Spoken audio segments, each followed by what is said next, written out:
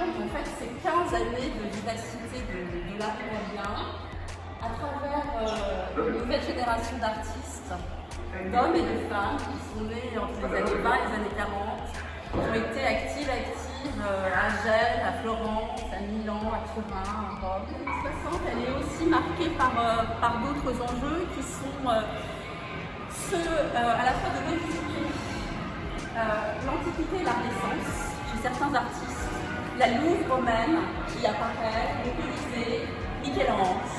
Donc ça, c'est trois grandes figures de l'art romain et aussi ces tensions politiques très fortes dans ces années-là, qui sont aussi traitées par Luciano Fabro avec cette carte qui s'appelle Italia del Dolore, Italie de la douleur, en 1975, qui est une carte routière en lambeaux de l'Italie.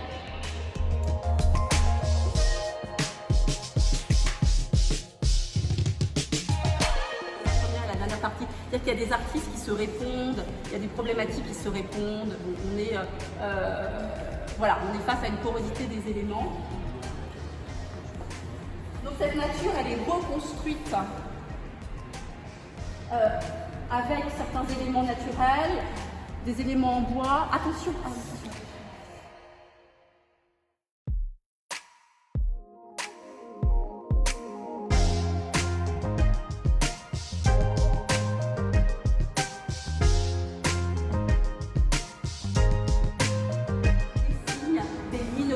Verticale, horizontale, jusqu'à ce qu'il décide d'arrêter en fait, jusqu'à ce que, voilà, il en est assez, jusqu'à l'épuisement du geste, de la pensée. Il y a des échos là entre cette vidéo de la Vocintoli actif à Rome, contemporain de ces artistes-là qu'on voit à l'écran, Kounelis, Mattiacci, etc., Pascali. Il sort en fait d'une sorte de cocon, ça s'appelle Chrysalide. Et donc toute cette dimension expérimentale se retrouve dans le travail de cet artiste qui a fait plein de performances, qui est Luigi Ontani, qui rejoue la figure et de Dante et de Pinocchio, dont Dante écho évidemment avec Vita Nuova. Alors Pasolini est présent dans cette exposition Vita Nuova, nouveaux enjeux de l'art en Italie, 1960-1975. Le hasard des calendriers a fait que cette exposition ouvre en 2022, année qui célèbre le centenaire donc, de sa naissance.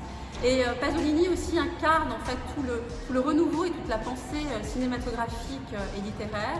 Et il était important pour moi qu'il ouvre et qu'il ferme cette exposition, qu'il ouvre par un extrait d'Acatone qui montre en fait les changements urbains de la ville de Rome au début des années 60, qu'on le retrouve avec cette enquête sur la sexualité comme mythe et d'amour et qui est un objet cinématographique exceptionnel en 1964, en plein miracle économique, et qu'il termine cette exposition à travers cette installation extraordinaire montrée pour la première fois en France, Intellettuale, réalisée par son ami l'artiste Fabio Mauri, pour lequel en fait Pasolini se prête au jeu de la performance où il va recevoir en mai 1975 la projection de l'évangile selon saint Matthieu sur son corps. Il devient l'écran de son propre corps et Fabio Mauri en fera en fait une installation, qu'est-ce qui reste aujourd'hui.